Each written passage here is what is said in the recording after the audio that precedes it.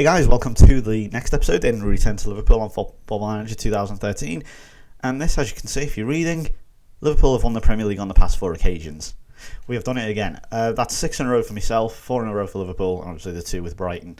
But this one's quite a hollow victory because it didn't feel like I'd won it. I feel like it was given to me. And the reasons, well, I'll just show you the table, right? If you look, there was 3 points between them and Man City. Now, their goal difference is substantially higher than everyone else's. Even ours, in fact, even though we scored 92 goals. We did concede 35, which I'm probably going to have to address next season. But just as in the same way it happened the other year, where basically, we played Cardiff on the last day of the season, of course, and then was it? No, not Johnson, sorry. It was, was it Johnson? I can't even remember. Oh, sorry, that was the other one. Sorry, Cardiff. Of course, the Cardiff game was, of course, when Barry Wallace scored in the 85th minute to win the league. We had to win, of course, and of course that's when Chelsea lost it. They were losing at West Brom, and of course it was in our hands. We could win it then. Chelsea were losing, and we were drawing with Cardiff, and it was like, oh, no, what's going on? And I put everyone forward, and Barry Wallace with just that spark of magic won it for us. Such a special player, and it kind of happened again. City, Chelsea, it was in their hands. All they had to do was win when we were playing Cardiff, but they didn't, and that opened the door for us. And it happened again. I can't believe it. Honestly, they were due to play. I think we were playing on the last day of the season. Well, we'll get to that in a minute. But basically, I forgot who we were playing actually. But City were playing Wigan, who, as you can see, were 15th, and I think they were. Oh no, they went safe. Sorry, I beg your pardon. They went safe, so they were battling for survival. And I'm thinking, City are going to win, we're not going to win the league, but it was a good go. And Wigan went on and won. I couldn't believe it. They went on and won, and so did we. And that's twice in a bloody row. I cannot believe it. We have somehow managed to do that. It's staggering, absolutely staggering. There's been no transfer, so let's go right to the meat and drink for all the fixtures. So, the next game we play then was going to be against Tottenham in the... So I'll stop talking like an idiot. Still be in the Premier League. That was 4-0. That was a nice victory. Albert Kostrov got his 3 goals hat-trick, and so did Barry Wallace, obviously chipping in. We then played City. Now, this was a crucial game in the title race at the time. I thought, shit, have we lost it? Have we lost it here? Going to Man City, I mean... Wes Lino came in and he did an okay job. Alega played well. Kostrov just didn't fire. Wallace was still decent. Thought Torre could come on and do something, but no, they were better, and unfortunately they got the goal. So they did the double over us, believe it or not. Grant Cook, who was a very good player. They have a lot of good English players. Danny Bell, I think, is one. Oh no, he's Welsh. Sorry, I'm getting them mixed up with British now. It's swapped. That's weird. I think Robert Bishop's one, Dave Ryan's one, Grant Cook, and Taylor Dudell, all very, very good English players. So Man City seem to have their fair share. They have dibs on the English quality, I suppose. So I thought at that point, right, the only thing we can do is just continue to win and hope they slip up. And trust me, that was a long shot. But we beat West Brom 3-1 happily. That was Ruiz, Wallace, and Glukov coming off the bench there. And we played them again in the FA Cup first round. Richard Russell scoring, yes, believe it or not. He, if you watch the last video, you may remember Greg Wilson scoring. He was, believe it or not, 16 when he scored. That was in the Champions League. He was 16 and like 312 days or something. Russell here scoring at the time of this goal when it wants to do it. Unfortunately, the game does enjoy its occasional mood swing, and unfortunately, it is currently in the middle of one. And it doesn't matter how good your computer is, it will occasionally do this. And for some reason it's quite slow, but never mind. Richard Russell at the time of scoring this was 16 years old and 280 something days. So he beat Wilson's record by a few days. Now, it doesn't actually say that was his first goal, but trust me, it was. I don't know if it doesn't say it because he's so young or whatever, because he's actually broken the record. But trust me, he broke the record. And for some reason, I think when there's so much information on screen, it doesn't like loathing, or when it's like 9 o'clock or something, when you're at the end of the day. That's one thing I've noticed. When you're at the end of a day and like you try and load the match engine up, when there's like loads of backed up information in the cache or whatever, it struggles to play the match engine. So, but unfortunately, I kind of have to do this. Otherwise, if I press continue, it will go on to new season and all this data will be wiped. So yeah, Richard Russell, Liverpool's youngest ever goal scorer now. As you can see, he's 17, but at the time of scoring that, he was 16. We then played Sporting Portugal in the Champions League knockout round. We won 4-2 in Lisbon. Kostrov scoring another hat-trick, believe it or not. Percy Alega again, he's been a great signing. And Ruben Juarez again adding to his superb average rating. Now, we won the Catalan Cup. We have done it. So the quad is on. So we have two. Do we have the quad? Let's find out. We've got the Premier League, and now we sort of had the Premier League as according to this. But believe it or not, this was a brutally frustrating game. It was 0-0, as you can see. Eventually, I brought Ferrer on. He had to storm. I had to take Kemp off because he just was useless. Well, he wasn't useless. It just wasn't his day. And then he missed so many. Well, both teams, to be fair, they missed a few chances. To be honest, they missed chances, but they didn't get going. There was injuries all over the place. The bookings all over the place. We had more possession. We generally dominated the game, but we just could not find the target. We absolutely dominated them, and I really, really thought this was going to be one of those games where we're just going to, there's going to be a smash and grab here or something, because we dominated the game for the most part. I mean, there is another game later on where we do sort of similar thing. But Mikel Ferrer came on and smashed them. In fact, I'll show you the goals. Oh, I can't show you the goals. Okay. I can't show you the goals. Thanks, SI. Right, I should start a thing there. Thanks, SI. Fine, okay, I can't show you the goals, but trust me, Mikel Ferrer smashed in two very good goals. We played Brighton and went back to the Amex again, and Kostrov got two, and Juarez, and those bookings and red cards again all over the place. Spielmakers, again, very, very good performance. Thankfully, well, not this time anyway. Today, former Brighton player actually scored against them. Southampton, we brought them back to Anfield, and Camarota and Higuita scoring. That's not his first goal. I think actually it might have been his first goal. Let's have a look. Can I show these goals? I can show you these goals, but I can't show you the cup final goals. I don't know. Whatever. Maybe I clicked something and I'm just completely oblivious to it. Anyway, this was Camarota and Higuita. But I think this was Camarota's goal. It was coming up in a moment. Southampton are one of those very annoying teams. Again, they're very... I don't want to say they park the bus or anything, but they're very difficult to break down. And they do surprise you. And this, I think the number 7 here, I think it's number 7. No, I've got Tiguino as well. Christ. I forgot they had Tiguino, someone who has terrorised me for years. But Camarota scored eventually. It might have even been Johansson. That's not former Johansson, by the way. The one I signed at Brighton, it was awful.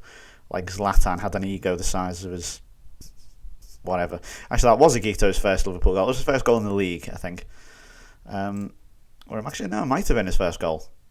I don't know, I'm losing track of time. Anyway, we then played Sporting again, this time at home, and won 4-1. Kostrov, Rubio, and Avila scoring. As you can see, I gave the opportunity to rest one or two players. And they all did well. Admittedly, they did score, but it didn't matter at the end. It was for 8-3 on aggregate. Then we went to the Den, and Millwall, as I say, are pretty good on this. Hernandez did come off the bench and salvage a point. Both defenders scoring. Barry Wallace, unfortunately, did have a bit of an off day. 5.9, he missed the penalty, but look at the amount of... Well, then again, it's Millwall. I'm kidding. They also ended with 2 red cards. One of the most irritating things about this is, look at that though as well, 81, 88, is when a player gets sent off, especially that late, the headline is always, and it doesn't matter what circumstance is, no matter how easy or hard or whatever the game was, it always ends up with the headline. If you lose or draw to 9 men, in the end, it's always, sorry, X team, whoever you are, Arsenal for example, lose to 9-man Millwall. And it's like, well, not real, or draw with 9-man Millwall. It's like, well, no, not really. You went 9 men until the 81st minute. That's a bit of a... I mean, I know that's the media, and that's what they can, and that's what they do. They twist the words and they twist the meaning and everything, but actually, I can't really complain about that then, can I? But it is a bit shit. We then have 1-1. Unfortunately, we drew with Cardiff in the FA Cup, so we had to go to a replay at Anfield. Mikel Ferrer scoring. Then played Atletico Madrid, so not the hardest run in the world in the Champions League. We then got the goal at the Vicente Calderon. Kostrov scoring again, superb. Juarez again, the Real Madrid man, going to Atletico. This was when Everton went into overdrive. This was crazy. 7-3. Not quite the 7-4, between Portsmouth and Reading, but good God, this is crazy. Bastoni coming back to haunt me there, remember him from Brighton. Russell scoring twice, Kemp, Ruiz, Kostrov, and Lopez. Yeah, Richard Russell, 9.4, man of the match at just aged. Again, he's not 17 till May. So he was 16 years old. 16, given that performance. Why does it change? We were over on the right before, now we're on the left. What's that about? Come on, game. And then this is, again, look at that. So 12 goals in 2 games, 5-0 at home against Atletico Madrid. Battered. Torre, Kostrov, and Ferrer. Fantastic. 3-2 against Man United. That's 15 goals in 3 games. Yaya Torre with 2 and Ruben Juarez at Old Trafford. One front of 100,000. Yes, Old Trafford always gets renovated to 100,000, and to be honest, I think it is just a matter of time before it does in real life. We then play Cardiff again after 18 goals in 4 games. Crowder, Moorman and Ivankovic. Some superb games here. We then got through to the FA Cup final as Mikel Ferrer. He loves Wembley, doesn't he? Oh, he loves Wembley. Zoran Bunyak gave us confirmed the victory, I suppose, in the 91st minute at Wembley, and that pushes us through to the FA Cup final. So that treble is on. Is the quadruple on? Well, semi-finals is against Arsenal, who, as I say, are a very good team. Mikel Ferrer scoring again. I don't think it's Wembley. I think he just loves London. Christoph unfortunately did score, as we all know about him. He's a superb player. Ruben Juarez again playing absolute blinder. And yeah, I mean, I talked about Arsenal, who's like their side is sort of crumbling away. I'd sort of compare them to sort of Liverpool team of the very late 80s, early 90s. It's sort of very, very good team on its last legs, you know what I mean? Before all the shite come in. Like aka Dean Saunders, for example. 4-0, no, I'm kidding. 4-0 against Huddersfield. Jimmy Crowder and Don Goodeves, just as they did. In fact, I was against Ipswich, sorry. Where are we? I don't want to spoil anything. Should I land that up right? Okay, yeah, so 4-0 against Huddersfield. Crowder scoring a hat-trick, and then Aston Villa, again, 1-0. Kyle Aguito scoring. It was a young team, but we did very, very well. Farbarker, Leonard, Aguito, Han Jae-yoon, obviously having a bit of experience at the back. I would never recommend putting your under-18 or your reserve defence all out in the first team at one time. Just had a bit of experience there, like, a 30-year-old Han Jae-yoon, for example. Russell, again, impressing. Lopez was good. Crowder does like to get injured a bit, Jimmy Crowder, I will admit. He is not the most... He's not Chris Kirkland or, anything like that. He's not terribly injury-prone, but he does have his fair share of injuries.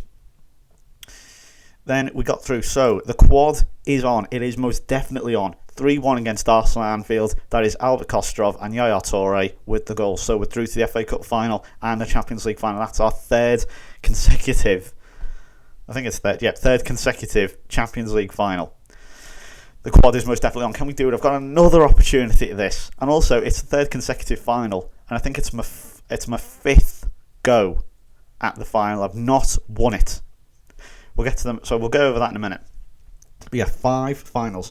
Lost 1 against Barcelona. Lost 1 against Man United. Lost 1 against Chelsea. Lost 1 against Lyon. And we've got another one. So we're playing against them in it. 4-0 in the Cardiff game here at Anfield. We've got Kostrov, Camarota, Avila and Ferrer. Now, just to get point back to that again, we've won the Capital One Cup, as you can see. We know we won the league, admittedly. We'll get to that in a minute. This is now, I think, possibly the last game here against Crewe. No, I'll tell you when it's the last game. Off the bench, Yaya Toure. Difficult game. Again, a load of young players. Had a bit of experience with Moorman. Wilson, not worth a carrot. Going to get rid of him now. Blackburn 2-2 did make things... I don't know why I'm playing so many... Oh, because I'm trying to preserve all the... Because the games are coming thick and fast. Look at that. Monday to Wednesday. Look at that. 2 days.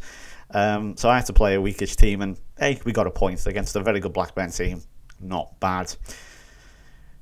The quad is most definitely on. We beat Chelsea in the FA Cup final. Why couldn't we do this the other season in the friggin' in the Champions League final? 3-0 against Chelsea. They never turned up. I don't know what happened. We were just better than them. I think when it comes to a final, I always sort of, go all out, really press against them, be attacking, be aggressive, be as strong as you can be. Mikel Ferrer, once again, superb at Wembley. He adores this stadium. He is like Drogba, seriously. He is just like Didier Drogba, and, he just loves the final. He loves the big occasion. I guess Drogba, he always scores, doesn't he? At Wembley or in a final or whatever, does something on the big occasion, and that's what happens again. So Ferrer, you can't keep him up the game, can you, with the corner? As you can see, look how many defenders they had back in their box. That one player that, that sort of gives you an impression of how much pressing we actually did. Ferrer with the assist to Pesiolego, finds himself in a good position, onside, 1-0, that's in the 36th minute. And as you can see, there weren't too many highlights. It wasn't the best final in the world, but it was mainly because we dominated. Chelsea just couldn't. Look at that, they've literally got, well, now a few of them have pressed in, but at the one point there, Paul McDonald, number 9, was the only player in the box. You can have bad days if you want, but look at that. When he's already prolific as enough as it is when it comes to Wembley, you can't give him goals. That is just don't even ask me what happened there, but I'm going to take it anyway. I moan about how the game is dodgy. Yeah, that happens to me. I'll admit it does even itself out, so I've got no right to moan. And Barry Wallace obviously adding his goal, as you do, and that really was the game. 62nd minute, game dead. FA Cup final done, and another 1-1. It's another FA Cup final. I don't know what it was. It took me ages to get going in the FA Cup and FM11. I don't think I won the FA Cup, in fact, on FM11. But I won it loads on this, and I'm starting to win it a bit more. So then, we played Arsenal at home. We got ourselves a point. Anton Ivankovic, Kostrov, now a particularly good game. Good Eve did well. Avia, again, really fine now. He's not worth all that much. So the quad is on. We have the domestic treble again. That's the Premier League, the League Cup, and the FA Cup. The quad is on. Can we make it 6 times? Can I at least win it once? Well, we'll find out in a moment. As this was the game we won to win the league. It was 6-1. We went to London Road and we started like a house on fire. As you can see, 12 shots on target, 6.5 of them went in. Unfortunately, we did concede through Malin, but I wasn't too disappointed. As you can see, I rested a fair amount of players as well. Playing Carlos in goal, Leonard, Russell's played, Crowder. Didn't score but still, they did well. Torre and the Liga came on late on. But so at this point we was like, okay, we're just going to win. We're just going to try and win. And that's what happened. Their goalkeeper, look at that, 3.1. If your goalkeeper's on 3.1, have a word. Good grief. But I'll get back to that in a moment. Did we, for the first time, do the proper quad? I'm not counting. I refuse to count the Europa League quadruple, of course, where we did the domestic treble and the Europa League. It's got to be the Champions League. Can we do it? Can we win it 6 times? Can I win it once? And will it be lucky number 3? No. I still cannot win this bastard trophy. I don't know what it is. It was in Istanbul. It was in the Ataturk Stadium. It was written in the stars. I could not win this game. They had 3 shots on target, 2 of them counters goals. Lorenzo Tassi, remember him? He's 35. I had him with 2 loan spells at Brighton. He was shit. He was going nowhere. He had no future in the game. He was not very good. City all of a sudden brought him in and he got a new lease of life. And now he's been at Real Madrid for 6 years and he's won the fucking Champions League with them. They have won it, believe it or not, 15 times. 15. Look, 15. What's all that about? What's that about? I can't win. I cannot win this game. Wallace put us in front. It was there. We had the quad in the hands again. And then Tassi and Vincent or Vicent. Yeah, Vicent. I don't know. Look, Wallace had captain, man of the match. No one did badly. Ferrer didn't rise to the big occasion this time, but fortunately, I probably should have used on my subs actually, but no one was particularly bad. Still can't do it. Still cannot do it. If we look now, Champions League final, history, 3 finals, 3 losses, 4 in a row for me. Sorry, not 4 in a row. Sorry, I beg your pardon. That's not 4 in a row. I'll start again. That's 5 Champions League now. I've lost finals. Lost in 2022 with Brighton in Moscow, lost against Barcelona, lost against Man United in the Bernabeu in 2025, lost in Cardiff to Lyon with Liverpool in 2028, lost in Marseille to Chelsea in 2029, and now lost to Real Madrid in 2030 in Istanbul. I have lost as many finals as Liverpool have won. Incredible. Right, if I just go over the matches, basically the scenario was simple as this. Wigan had to win to stay up or give themselves a chance of staying up. And City, if they won, would have, I think even, no, actually, no, getting a point wouldn't have been enough. They had, basically, if they won, the title was theirs, and he didn't. I don't know if I'll be able to check theirs. Let's have a look. If everyone's still out. But yeah, 6-1, that was a given. You know, we battered them. 24 shots, 7 on target. Incredible. Diego Duran, I love you. Oh, superb. But remember him? Remember, where is it? Hang on, when it comes up. Come on. Oh, come on. Stop it. Trying to... This is why FM commentaries will never be superbly professional and smooth. It's because the game won't let you. Yeah, remember him? Kylan Regnar? Yep, bought him from Brighton, thought he was crap. 1.4 million from Lyon, wasn't very good. He's been at Wigan now and he's done very, very well. In fact, he's scored over 20 goals this season. He's superb. So, yeah, if we look at our Liverpool stats, then this is how it ended with goals.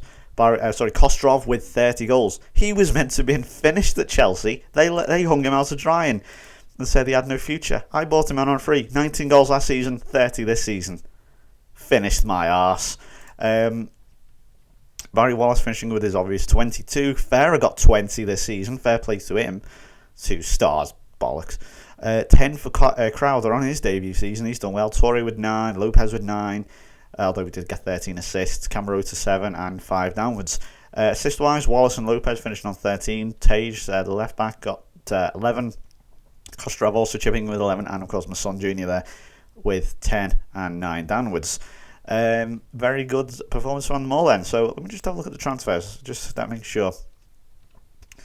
Yeah, a few players have disappeared now on loan and stuff, but no one else has been brought in yet. So there you go. That is how it looks. We have done it again, but it is still no quadruple.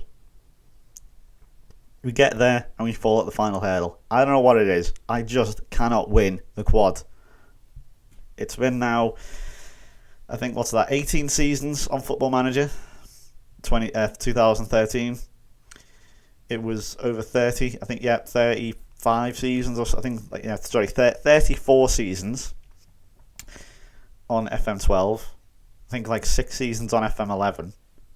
Nearly 60 seasons I've played, yet to win the quad. Can't do it. I just can't do it.